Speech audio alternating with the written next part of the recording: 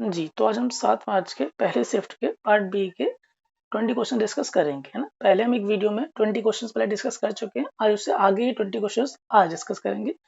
तो सबसे पहले तो ये वीडियो लेट हो रही है, तो उसके लिए मैं आप लोगों से सबसे सॉरी बोलता हूँ, ठीक है? तो हम इस वीडियो को जो है स्टार्ट करते हैं। तो पहला अपना क्वेश्चन आज का क्या है, वो हम देख लेते हैं। Which of the following statement state the correct reason to pay taxes to government. हम गवर्नमेंट को टैक्स क्यों पे करते हैं, उसके लिए इनमें से कौन सा करेक्ट रीजन हो सकता है? तो पहला रीजन क्या है, for government to provide public service like defence park and subsidy, ताकि हमें गवर्नमेंट हमें क्या दे, पार्क बनाए हमारे लिए, हमें सब्सिडीज दे और हमारा डिफेंस हमारी रक्षा करे, उस पर खर्च करे। तो बिल्कुल हम ये सब यही चाहते हैं ना, तो हम लोग टैक्सेस इसलिए पे करते हैं ताकि गवर्नमेंट हमारी रक्षा करे और हमारे लिए पार्क बनवाए और हमको सब्सिडीज भी दे।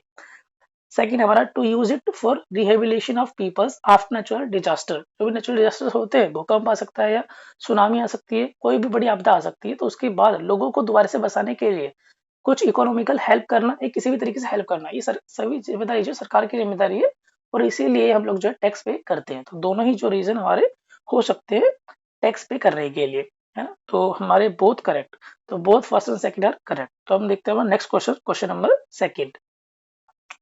Read the given lines and identify the correct educational thinker. तो ये लाइन पढ़ो और बताओ कि जो ये लाइंस है वो किस एजुकेशनल थिंकर की है। तो he stress on the social and moral nature of the school. उसने स्कूल के सोशल और मोरल नेचर पर स्ट्रेस दिया था, जोर दिया था।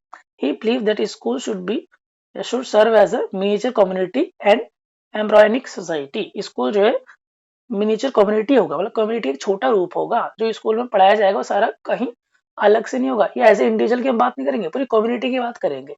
जो भी कम्युनिटी में चलता है वो सारा स्कूल में रिफ्लेक्ट होना चाहिए। मतलब स्कूल शुड बी मिनिएचर, मतलब छोटा रूप, है ना? स्कूल जो है छोटा रूप होना चाहिए किसका, कम्युनिटी का। तो ये बात जो है किसने कही थी, तो ये बात जॉन डीवी ने कही थी। तो बिल्कुल ये जो है एनआईओएस की बुक्स है, तो उसमें ही ये सारा दिया भी हुआ वहां पर। तो हम देख लेते हैं आगे, मेरे पास है उसका स्क्रीनशॉट। तो ये हमारा स्क्रीनशॉट है, तो इसको मैं थोड़ा ठीक कर लेता हूँ जी। तो सोसाइटी एंड एजुकेशन लिंकेज ये वाला। तो जॉन डीवी ने 2 बुक लिखी हैं। पहली बुक है द स्कूल एंड सोसाइटी, दूसरा है democracy and education. School and society, democracy and education. तो स्कूल एंड सोसाइटी जो बुक है, इसी में जॉन डीवी ने वो सारी बातें की गई है जो इस क्वेश्चन में पूछी। तो देखो आगे लिखा भी है, he argue that school is a miniature and reflection of society rather than individual rather than individual. तो he argue that school is a miniature and reflection of society rather than individual। जो school होता है वो society का क्या होता है, miniature होता है, ना कि इंडिविजुअल के बारे में बात करेगा। सिर्फ स्कूल सोसाइटी का एक छोटा रूप होता है। तो ये बातें उसने कहाँ लिखी थी, स्कूल ऑफ सोसाइटी, उसकी जो बुक थी स्कूल ऑफ सोसाइटी उसमें लिखी गई थी। बाकी तो उसकी दूसरी बुक भी थी, डेमोक्रेसी इन एजुकेशन। तो स्कूल ऑफ सोसाइटी में ये जो पीछे क्वेश्चन पूछा गया था, एग्जैक्टली सेम वर्ड्स लिखे हैं। तो हालांकि अगर हम पता लगाना चाहें तो तुम यहाँ से भी समझ जाएंगे कि miniature and reflection of society, जो हमारा स्कूल होता है वो मिनिएचर एंड रिफ्लेक्शन होता है सोसाइटी का। तो यहाँ से हमें क्लियरली पता लग रहा है कि उसका आंसर जो है जॉन डीवी है। लेकिन फिर भी मेरे पास जो है एक्चुअल बुक जो है स्कूल एंड सोसाइटी, उसका भी एक कटिंग है, वो मैं आपको दिखा देता हूँ।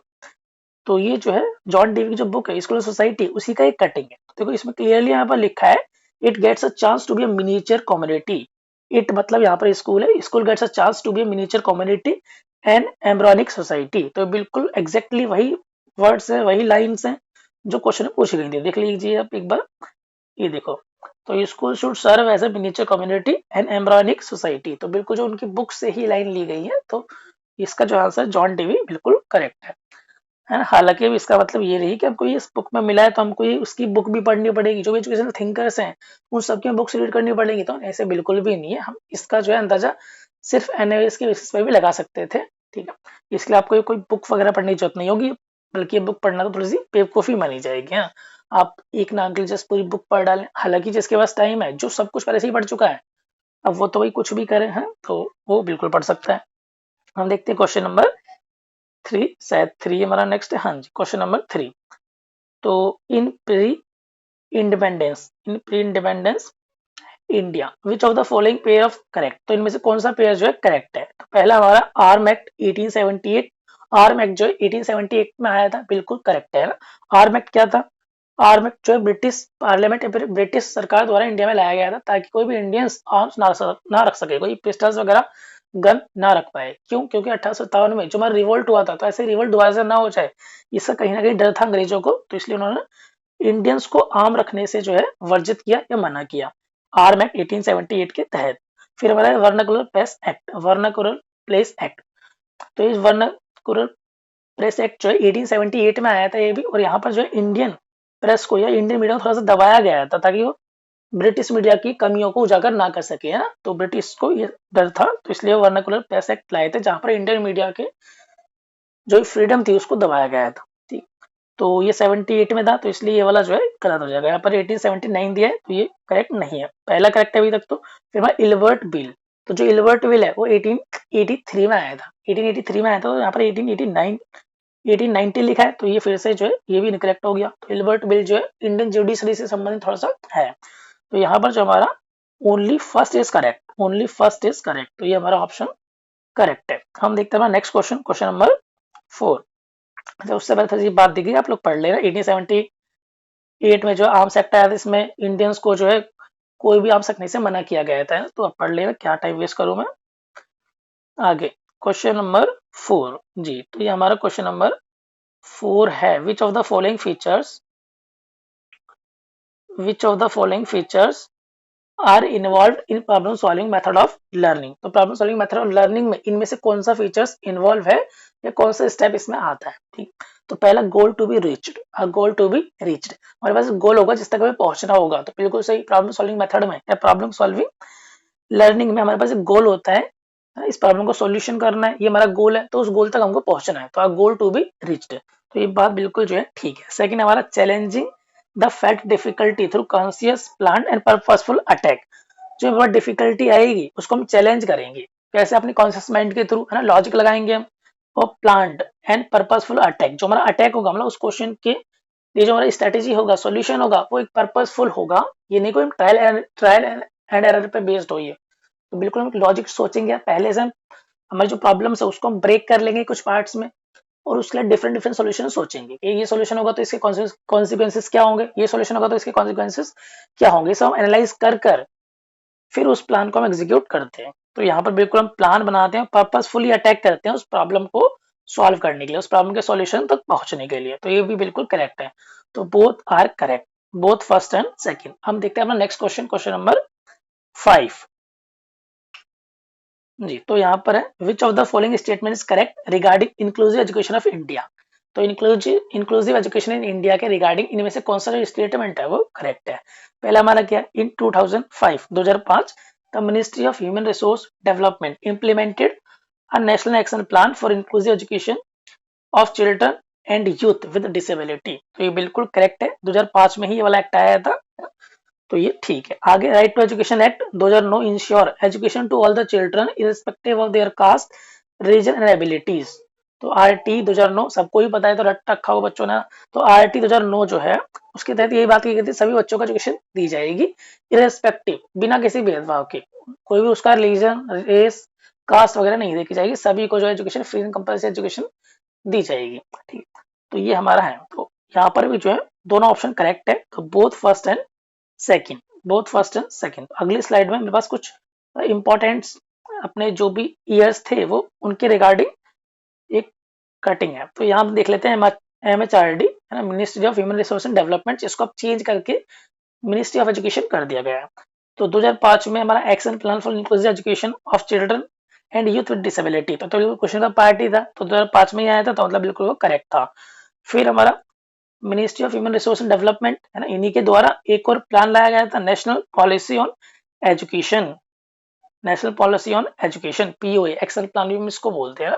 पहले हमारा फर्स्ट NPI थी, नेशनल पॉलिसी ऑन एजुकेशन, फिर हमारे सेकंड NPI, तो फर्स्ट कब आई थी हमारी 1968 1968, और दूसरी कब आई थी 1986 1986, उसके तहत ही प्लान ऑफ एक्शन आया था 1992 में, तो उसी की बात यहाँ पर की जा रही है। तो 1992 में प्लान ऑफ एक्शन आया था जो MHRD के द्वारा लाया गया था।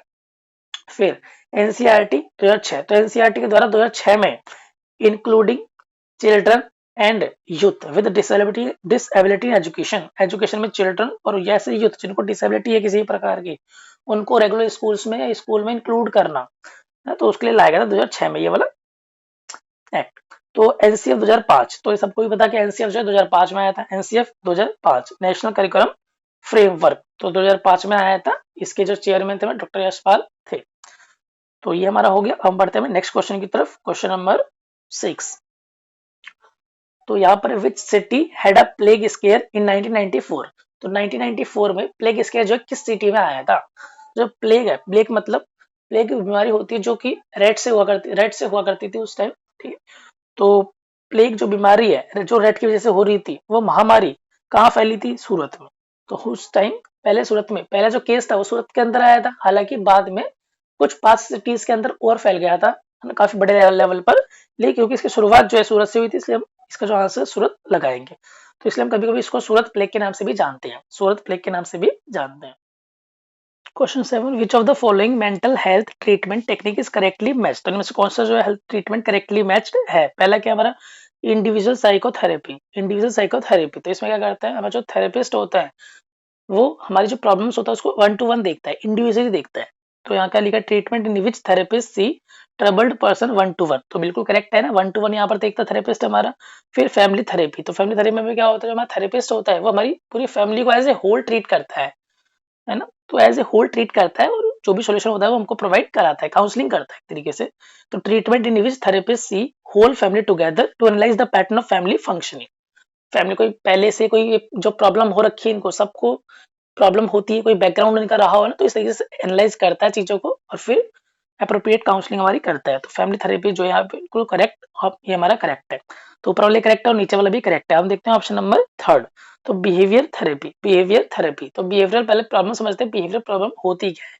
तो बिहेवियर मेंटल प्रॉब्लम्स क्या हो सकती हैं या फिर हेल्थ प्रॉब्लम्स क्या हो सकती है ना। तो जैसे जो कुछ बच्चे होते हैं, कुछ लोग होते हैं ज्यादा जल्दी डिप्रेशन में चले जाते हैं या फिर बहुत जल्दी उनको गुस्सा आता है, एंग्री हो जाते हैं वो, तो ये भी एक तरह से हमारी जो है हेल्थ प्रॉब्लम में आ सकता है। तो ये बिहेवियरल प्रॉब्लम इसको बोल सकते हैं, ठीक है। तो इसको जो है किस तरीके से थेरेपी दी जाती है? तो बिहेवियरल थेरेपी, तो जो हमने पढ़ रखा है क्लासिकल कंडीशनिंग में कि किसी भी लर्निंग को या किसी भी चीज को हम लर्न करवा सकते हैं बच्चों को थ्रू कंडीशनिंग। तो अगर कंडीशनिंग कुछ चीज सिखा सकते हैं तो कंडीशनिंग से ही किसी चीज को अनलर्न भी करवाया जा सकता है, ठीक है।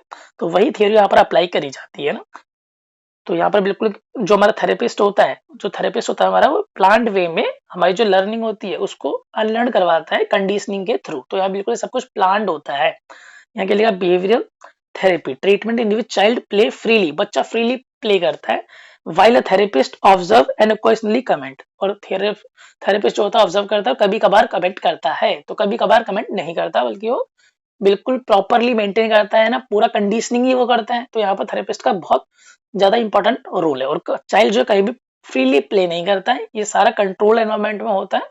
तो इसलिए जो ऑप्शन हमारा इनकरेक्ट हो जाएगा। तो हमारा ओनली फर्स्ट और सेकंड इज करेक्ट। तो only first and second option are correct. तो हम देखते हैं question number 8। Next question 8, which of the following statement is not correct about duties of local authorities in right of children for free and compulsory education act 2009। तो RT act 2009 के तहत इनमें से कौन सी बातें जो है करेक्ट है? तो पहला हमारा क्या है?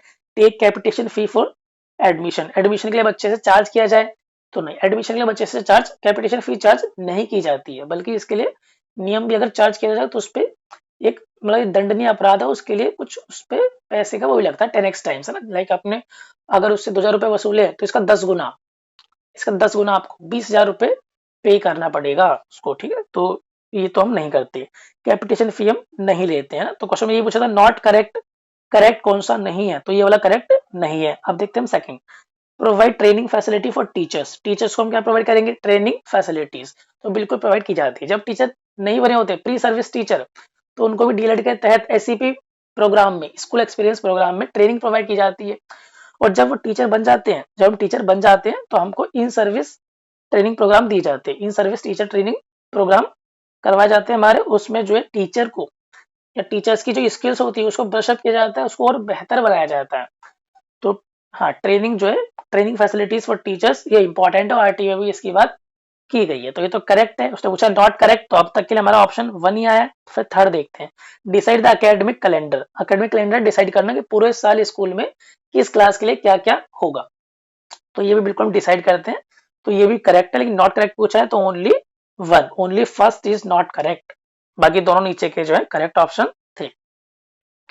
अब देखते हैं next question, question number 9, law of exercise is among 3 loss of learning who develop this loss. तो जो लॉ ऑफ एक्सरसाइज है वो 3 लॉ में से एक लॉ है, 3 प्राइमरी लॉस जो कि थॉर्नडाइक ने दिए हैं। तो थॉर्नडाइक के बिल्कुल एक करेक्ट आंसर है ईएल थॉर्नडाइक। तो थॉर्नडाइक ने जो है प्राइमरी लॉस 3 दिए थे, बाकी सेकेंडरी लॉस भी थे काफी सारे। तो एक बार देख लेते हैं कौन से 3 लॉज हैं उनके। तो जी, Thorndike 3 primary law of learning. पहला क्या है, law of readiness. Law of readiness, बच्चा जो है रेडी भी है लर्न करने के लिए। अगर हम बच्चे को कुछ सिखाना चाहते हैं तो पहला ही हमारा जो हमें देखना पड़ेगा वो देखना पड़ेगा बच्चा जो है रेडी है या नहीं। तो लॉ ऑफ रेडीनेस मैटर करता है, अगर बच्चा रेडी है हम तभी उसको कुछ सिखा पाएंगे। फिर हमारा second law of exercise. Law of exercise, जितना ज्यादा प्रैक्टिस करेंगे, जितना ज्यादा एक्सरसाइज करेंगे, जितना रिवाइज करेंगे, जितना क्वेश्चन अटेम्प्ट करेंगे, उतनी लर्निंग हमारी बेटर होगी। तो हम बोलते हैं कि line practice makes a man perfect. Practice makes a man perfect, तो वो लॉ ऑफ एक्सरसाइज के रिगार्डिंग हम बोल सकते हैं। फिर थर्ड हमारा law of effect. Law of effect, जो आपने लर्निंग की उसका आपकी लाइफ पे या आप पर क्या इफेक्ट पड़ रहा है, पॉजिटिव या नेगेटिव। अगर आप पॉजिटिव इफेक्ट पड़ेगा तो आप उस लर्निंग को दोबारा से दोहराएंगे, अगर नेगेटिव इफेक्ट पड़ता है तो आप उस लर्निंग को दोहराएंगे नहीं बल्कि उसको कम करना चाहेंगे। ठीक है, तो लर्निंग का क्या इफेक्ट पड़ता है, पॉजिटिव या नेगेटिव। लाइक किसी ने घर में पहली बार रोटी बनाई और रोटी जो है मतलब गोल बिल्कुल सही से अच्छी नहीं आ पाई है, तो घर वाले कुछ होते हैं जो मतलब उसके थोड़ी सी मतलब बुराई कर देते हैं कि रोटी कैसी बनाई है, गोल नहीं है, ये वो है। तो ये नेगेटिव इम्पैक्ट है उस पर। तो बच्चे की लाइफ पे जो है या जो भी पर्सन उसकी लाइफ पर जो है नेगेटिव इम्पैक्ट पड़ेगा और फिर उस लर्निंग को दोबारा करने से बचेगा। लेकिन वहीं अगर हम पॉजिटिव फीडबैक देते हैं उसको, है ना, तो रोटी कैसी बनी, फिर हम अच्छे अच्छे फीडबैक देते हैं कि हाँ बहुत बढ़िया बनी है ना, आप और अच्छी बना लोगे बढ़िया। तो इस तरीके से हम उसको कहते हैं, तो ये पॉजिटिव फीडबैक की तरह काउंट होगा। और जो पर्सन है उस काम को लर्निंग को दोबारा से भी करने की कोशिश करेगा और बेटर करने की कोशिश करेगा। तो लॉ ऑफ इफेक्ट यही होता है कि आपने जो लर्निंग की है उसका पॉजिटिव इफेक्ट पड़ा है या नेगेटिव इफेक्ट पड़ा है। पॉजिटिव इफेक्ट पड़ेगा तो आप लर्निंग को दोहराएंगे और नेगेटिव इफेक्ट होगा तो आप लर्निंग को कम करना चाहेंगे। आगे देखते हैं हम नेक्स्ट क्वेश्चन, क्वेश्चन नंबर 10। तो which of the following statement is not correct regarding learner centred approach. तो लर्नर सेंटर्ड अप्रोच के रिगार्डिंग में से कौन सा ठीक नहीं है, लर्नर सेंटर्ड अप्रोच। तो यहाँ पर लर्नर हमारा फोकस होगा। पहला क्या है, स्टेट में student learn passively by listening and reading. Student passive, passive कहाँ से हो जाएगा ना, अगर स्टूडेंट सेंटर्ड या लर्नर सेंटर्ड अप्रोच है ये, तो यहाँ पर स्टूडेंट जो है एक्टिव होगा, एक्टिव सक्रिय होगा, तो पैसिव नहीं होगा। तो ये नॉट करेक्ट है, यही सही है हमारा। फिर एक्टिव लर्निंग, बिल्कुल एक्टिव लर्निंग होगी। लर्निंग बाय डूइंग होगा, बिल्कुल होगा।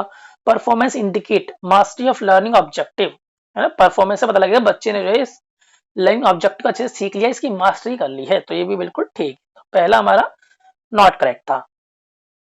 अब हम देखते हैं अपन नेक्स्ट क्वेश्चन, क्वेश्चन नंबर 11 जी। तो Jean Rousseau edit 3 stage schema of ethical development in his book Emile. Which of the following statements correct regarding the stages. तो रूसे कौन सा स्टेटमेंट जो है ठीक है ना, अकॉर्डिंग टू जीन रूसे, जिसने जो है 3 stages schema of ethical development दिया हुआ है। तो पहला क्या है, in infancy and childhood people should be ruled by necessities. Necessities मतलब जो जरूरतें हैं उसकी, जरूरत के हिसाब से।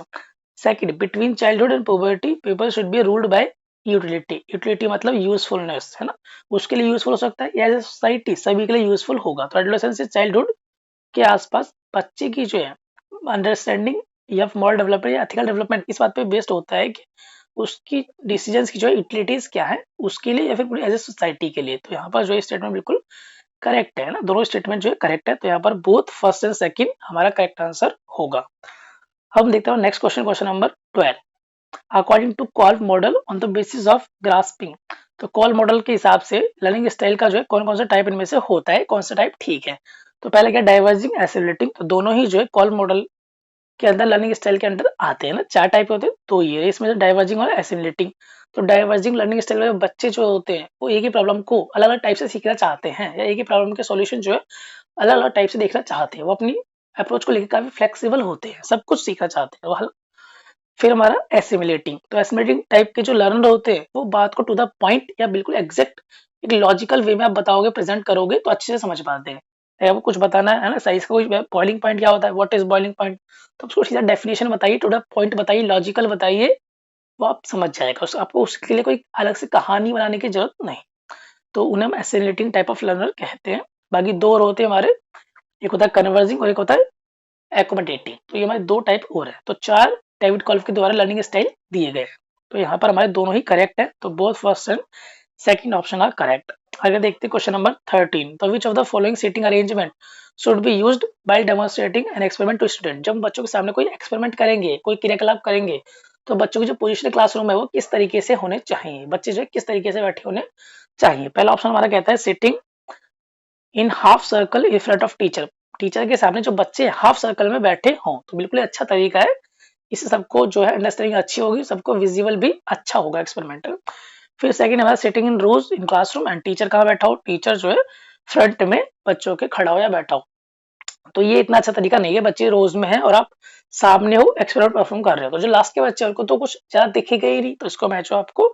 तो यहाँ पर जो है पहला ऑप्शन जो है करेक्ट है ओनली। फर्स्ट अप्रोच जो है हमारा अच्छा अप्रोच है, जब हम कोई एक्सपेरिमेंट कर रहे हो तब बच्चों को हम कैसे बैठाएं, तो इसको हम जो है एक डायग्राम की हेल्प से समझते हैं, वो थोड़ा सा अच्छा रहेगा ना। फिगर है हमारे पास, तो ये पिक्चर्स है, तो इस पिक्चर्स में आप देख सकते हैं ये जो पहला पिक्चर है, पहला ये वाला काफी अप्रोप्रिएट है, ठीक है। तो यहाँ पर जो है टीचर बैठा हुआ है, यहाँ पर टीचर बैठा हुआ है और सारे बच्चे जो है हमारे बच्चे इस तरीके से हाफ सर्कल में बैठे हुए हैं। तो ये जो है करेक्ट मेथड है ना। अगर हमको एक्सपेरिमेंट करना है या फिर कुछ भी चीज ऐसा करना जहाँ हम चाहते हैं बच्चों को अच्छी विजिबिलिटी हो और क्लियर अंडरस्टैंडिंग हो, तो यहाँ पर हम समझ गए। नीचे वाला हम अगर देखेंगे तो यहाँ पर क्या हो रहा है, यहाँ पर टीचर्स जो है सामने खड़ा है और बच्चे जो है रोज में बैठे हैं। तो इस तरीके से आप एक्सपेरिमेंट कराएंगे तो सभी को, जो पिछले बच्चे हैं उनको तो दिख ही नहीं पाएगा कुछ, है ना। तो ये बिठाने का तरीका अच्छा नहीं है, बल्कि ऊपर वाला तरीका जो है हमारा बिठाने का ठीक है, ठीक है। तो हम देखते हैं next question, question number 14। Question number 14 जी, तो इसमें जो है क्या है, which of the following is not a fundamental right in Indian constitution. तो भारतीय संविधान के हिसाब से कौन सा फंडामेंटल राइट नहीं है। तो राइट टू इक्वलिटी है, right to freedom of religion yes, right to property, तो ये हमारा फंडामेंटल राइट या मौलिक अधिकार नहीं है। राइट टू फ्रीडम, तो ये भी हमारा मौलिक अधिकार है, जो कि है ना, ये सारे मौलिक अधिकार जो है हमने फंडामेंटल राइट्स हमने कहाँ से लिए, यूएसए से लिए हैं। चलो तो आगे हम देख लेते हैं सारे राइट्स। तो हमारे पास ये जो है 6 राइट है। पहला क्या है हमारा, पहला है हमारा right to equality, right to equality. दूसरा क्या हमारा राइट टू फ्रीडम। तीसरा right against exploitation, right to freedom of religion. और फिर हमारा फिफ्थ क्या है, कल्चरल एंड एजुकेशनल राइट। और लास्ट हमारा राइट टू कॉन्स्टिट्यूशनल रेमेडीज, जो कि आर्टिकल 32 में दी गई है ना, जिसे जुडिशियल रजिस्ट्री बोलते हैं। आर्टिकल 32, इसको भीमराव अम्बेडकर जी ने heart and soul of constitution कहा है। तो बहुत इंपॉर्टेंट क्वेश्चन जीके में आता रहता है कभी कभी ना।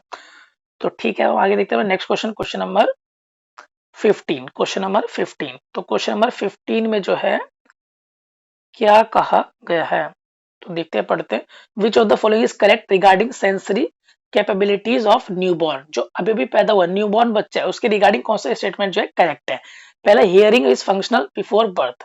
तो बर्थ से पहले बच्चे को हियरिंग सेंस होता है, सुनने की क्षमता, वो फंक्शनल होती है या स्टार्ट हो जाती है, कार्य कर पाती है। तो बिल्कुल जब बच्चा जो है मदर बॉडी के अंदर होता है, तब बच्चा जो है मदर बॉडी के अंदर जो भी एक्टिविटीज हो रही है या जो भी कुछ साउंड आ रहा है उसको वह फील कर पाता है या सुन पाता है, समझ रहे हो। तो hearing sense is developed before the birth, ठीक है, ये वाला करेक्ट है।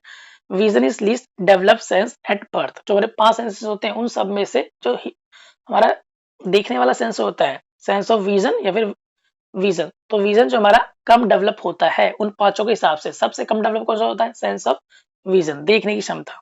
तो ये बिल्कुल ये भी करेक्ट है। तो हमारे यहाँ पर both option first and second are correct. अब हम देखते हैं नेक्स्ट क्वेश्चन, क्वेश्चन नंबर 16। तो what are the challenges to implement inclusive education in India. India में इंक्लूसिव एजुकेशन को इम्प्लीमेंट करने के लिए क्या चैलेंजेस हम फेस कर रहे हैं। तो पहला हमारा कहते हैं no policy for disabled person in India. Disabled person के लिए इंडिया में कोई पॉलिसी ही नहीं है, तो बिल्कुल ऐसा तो कहना गलत है। बहुत सारी पॉलिसीज हमारे यहाँ पर है, तो ये वाला गलत है ना। आगे देखते हैं second, the road to achieving inclusive education is long and varied one. तो बिल्कुल correct, road to achieving inclusive education, तो इंक्लूसिव एजुकेशन को अचीव करने का जो रास्ता है हमारा वो क्या है, is long and varied one, है ना, काफी डिफरेंट है या दुविधाओं से भरा हुआ है, इस तरीके से मान सकते हो। यहाँ पर सेकंड हमारा जो है करेक्ट है। बाकी इसका मैं आपको आगे एक प्रूफ दिखा देता हूँ। देखिए ये जो ऑफिशियल डॉक्यूमेंट्स की एक कटिंग है ना, ऑफिशियल डॉक्यूमेंट है। तो यहाँ पर लिखा है challenges to implement inclusive education in India. तो यहाँ पर क्या चैलेंजेस हमारे पास आते हैं, तो यहाँ लिखा है साफ साफ वही लाइन लिखी है, the road to achieving inclusive education is a long and varied one. तो सेम टू सेम लाइन है ना। तो एक बार देख लेते हैं। तो in India number of people, number of disabled people is large. बहुत सारे लोग हमारे यहाँ पर डिसेबल्ड हैं, उनकी जो प्रॉब्लम्स है वो भी काफी अलग टाइप की है, काफी कॉम्प्लेक्स प्रॉब्लम्स है, समझ रहे हो। और लोगों का जो सोशल एटीट्यूड्स है वो भी काफी डैमेज पहुंचाता है इस चीज को। मतलब सोशल एटीट्यूड कैसे, कुछ पेरेंट्स का जो एटीट्यूड होता है वो ये होता है कि हमारे बच्चे जो है नॉर्मल बच्चों के साथ है, डिसेबल्ड बच्चे जो है साथ में बैठकर साथ ही क्लास में एक ही साथ बैठकर पढ़ रहे हैं, तो ये मतलब कुछ पेरेंट्स को जो हजम नहीं होता है बात, तो ये भी जो है हमारे लिए थोड़ी सी दिक्कत के चैलेंजेस की बात है कि ऐसे पेरेंट्स की जो मेंटलिटी को थोड़ा चेंज हमको करना पड़ेगा, तो ये चैलेंज फेस कर रहे हैं ना। आगे हमारा क्या है, तो इंडिया इज मल्टीलिंगुअल, इंडिया जो मल्टीलिंगुअल काफी सारी भाषाएं बोली जाती हैं। सेकंड, मल्टीकल्चरल और multi religious country, it's people are stratified along the sharp socio economic and caste lines. तो यहाँ पर जो हमारे लोग सोशियो इकोनॉमिक्स में भी उलझे पड़े हैं ना, जो थोड़ा सा अमीर बच्चा है, हाई क्लास का बच्चा, हाई सोसाइटी का बच्चा है, तो उसके जो पेरेंट्स है वो चाहते हैं कि हमारा बच्चा जो है हाई स्टेटस वाले बच्चों के साथ ही खेले कूदे रहे, है ना, तो ये थोड़ा सा जो है ये भी दिक्कत वाली बात है। फिर आगे कास्ट लाइंस, जो हमारे लोग हैं कास्ट लाइंस पे थोड़ा सा ज्यादा अडिग रहते हैं, ज्यादा स्ट्रिक्ट हैं अपनी कास्ट को लेकर ना, तो यहाँ पर भी ये भी थोड़े से चैलेंजेस हम फेस करते हैं। तो ये सारे जो चैलेंजेस हमारे लिए इंक्लूसिव एजुकेशन को इंडिया में इम्प्लीमेंट करने के लिए, तो वो हमने जो ऑप्शन देखा था सेकंड वाला बिल्कुल करेक्ट है, तो यहाँ बोलेंगे ओनली सेकंड इज करेक्ट, ठीक है। देखते हैं नेक्स्ट क्वेश्चन, क्वेश्चन नंबर 17। तो this is the shared popular set of belief and expectations without often without any basis, तो इसका कोई बेसिस या कोई आधार नहीं होता है, कोई तर्क लॉजिक नहीं होता है। About qualities of male and female, तो मेल और फीमेल की क्वालिटीज को लेकर जो हमारे पहले से सेट है बिलीफ है या एक्सपेक्टेशंस है, इनके पीछे कोई लॉजिक या तर्क नहीं होता है, उसको हम क्या बोलते हैं, तो हम बोलते हैं सेक्स स्टीरियोटाइप। सेक्स स्टीरियोटाइप, ये कहावत है मर्द को दर्द नहीं होता है दर्द सबको होता है भैया, तो ये क्या है एक तरीका से सेक्स स्टीरियोटाइप है ना। फीमेल को हम मानते हैं मतलब हम क्या लोग मानते हैं कि मैथ्स में जो है फीमेल अच्छा नहीं कर सकती, हालांकि फीमेल्स मैथ में काफी अच्छा कर सकती है, कर भी रही हैं। तो ये सारे क्या है सेक्स स्टीरियोटाइप है ना, जिनके पीछे कोई लॉजिक या तर्क संगत नहीं है, तो इसे बोलते हैं हम सेक्स स्टीरियोटाइप। हम देखते हैं next question, question number 18। Women struggle to vote got strength during first world war, this movement is called. तो फर्स्ट वर्ल्ड वॉर के तहत वुमेन का जो स्ट्रगल था है ना वोट डालने का अधिकार को लेकर, वुमेन का स्ट्रगल था वोट डालने का अधिकार को लेकर, उसको हम क्या बोलते थे, तो वो है हमारा वुमेन सफरेज मूवमेंट। तो वुमेन सफरेज मूवमेंट ये यूएसए में हुआ करता था, अमेरिका में, तो यूएसए में मूवमेंट चला था वुमेन का वोट डालने का अधिकार को लेकर। पहले जो अमेरिका में वुमेन्स को जो है वोट डालने का अधिकार नहीं था, तो इसके तहत मूवमेंट चलाया गया, काफी लंबे समय तक चलता रहा, तब जाकर जो फीमेल थी उनको वोट डालने का अधिकार यूएसए में मिला, ठीक है, तो उसको हम बोलते हैं वुमेन सफरेज मूवमेंट। बाकी हमारा यूनिवर्सल अडल्ट फ्रेंचाइज तो इंडिया से संबंधित है ना। इंडिया में इस रूल के तहत यूनिवर्सल अडल्ट फ्रेंचाइज के तहत कोई भी जो है वयस्क या अडल्ट है 18 प्लस है उसको वोट डालने का अधिकार है, इरेस्पेक्टिव है उसका कास्ट रिलीजन वगैरह वगैरह क्या है, तो सभी को वोट डालने का अधिकार है। हालांकि पहले जो एज है 21 हुआ करती थी, 21 साल हुआ करती थी, बाद में इसको घटाकर 61वें संशोधन है ना 61 कॉन्स्टिट्यूशनल अमेंडमेंट के तहत इस एज को 21 से घटाकर 18 कर दिया गया था। तो अभी फिलहाल 18 प्लस वाले जो हमारे पर्सन होते हैं या लोग होते हैं वो वोट डाल सकते हैं। तो ये तो इंडिया से रिलेटेड हो गया, तो यहाँ पर जो हमारा क्या ऑप्शन करेक्ट है, ओनली ऑप्शन फर्स्ट, तो women suffrage movement only one is correct. तो यहाँ पर जो है वही सेम बात लिखी है, पढ़ लो अगर आपका मन करे तो, है ना। तो ये वुमेन्स को जो अपने राइट्स पाने के लिए वोट डालने का अधिकार पाने के लिए 100 साल जो है लग गए थे, तब जाकर उनको राइट्स मिले यूएसए में। आगे question number 19। Which of the following policy recognize the long history of gender inequality when it says that gender inequality is the cumulative distortion of past। जो जेंडर इनइक्वलिटी है वो एक तरीके से क्या है cumulative distortion of पास्ट में जो भी फीमेल के प्रति है ना व्यवहार हुआ है उसका एक तरीके से क्या है cumulative distortion है। cumulative मतलब इकट्ठा कर देना, सम अप कर देना, सम अप या accumulation, थोड़ा थोड़ा करके फीमेल के प्रति जो भी मतलब पहले हुआ है उसको लेकर एक तरीके से पूरा ये बन गया जेंडर इनइक्वलिटी अब बहुत अच्छे तरीके से आ गई थी। अब तो हम कहते काफी हद तक हमने इसको रिमूव कर दिया या कम कर दिया है ना। तो ये जो है किस पॉलिसी में कहा गया था, तो नेशनल पॉलिसी ऑन एजुकेशन 1986 1986 जो एनडीपी थी उसमें ये बात कही गई थी। तो इसको मैं आपको एक प्रूफ भी दिखा देता हूँ। तो ये हमारा जो है कुछ ये प्रूफ है, तो आप इसको देख सकते हैं। तो इसमें जो है हाँ ये वाला लाइन देख लीजिए, एजुकेशन फॉर वुमेन इक्वलिटी या erosion of women's education policy the 1896 policy है ना। 1896 जो पॉलिसी थी उसमें क्या बात कही गई थी, education will be used an agent of basic change in status of women. In order to neutralize the accumulated distortion of past. तो एक्यूमुलेटेड डिस्टोर्शन या फिर कॉम्युलेटिव डिस्टोर्शन दोनों का मतलब एक ही है, सम इकट्ठा करना। तो एक्यूमुलेटेड डिस्टोर्शन ऑफ पास्ट, तो उससे इनइक्वालिटी पैदा हुई है, उसको हमें खत्म करना है, इरेडिकेट करना है। तो ये जो है बिल्कुल सेम टू सेम लाइन है ना। तो ये हम समझ गए कि एनपी 1986 के तहत ये बात जो है कही गई थी। हम देखते हैं last question, question number 20। Question number 20, frequent blinking may be symptom of which impairment. तो अगर बच्चा जो है फ्रीक्वेंटली ब्लिंक करता है अपनी आंखों को, पल की झपकाता है बार बार, है नॉर्मल बच्चे की तरह, नॉर्मल बच्चे से हटकर, है ना, ज्यादा पलक में झपकाता है, तो उसको जो है विजुअल इंपेयरमेंट हो सकता है, या विजुअल सेंस ऑफ विजुअल की प्रॉब्लम हो सकती है। तो ऐसे बच्चों को जिनको विजुअल इंपेयरमेंट की प्रॉब्लम होती है, उन बच्चों को हम आगे बिठा सकते हैं। ठीक है, तो ये हमने समझ गए। तो हमने 20 क्वेश्चन डिस्कस कर लिए। इस बार मैंने कोशिश की है क्वेश्चन को जल्दी जल्दी फास्ट स्पीड में डिस्कस किया जाए और आपका टाइम जो कम से कम लगे। तो अब देखते हैं कितने मिनट की वीडियो हो गई, शायद 30 मिनट हो गए होंगे मेरे, मुझे लगता है। चलिए, तो वीडियो को एंड कर दें। आप सभी का यहाँ तक पहुंचने के लिए, वीडियो को एंड तक देखने के लिए धन्यवाद। ठीक है, तो मिलते हैं नेक्स्ट वीडियो में।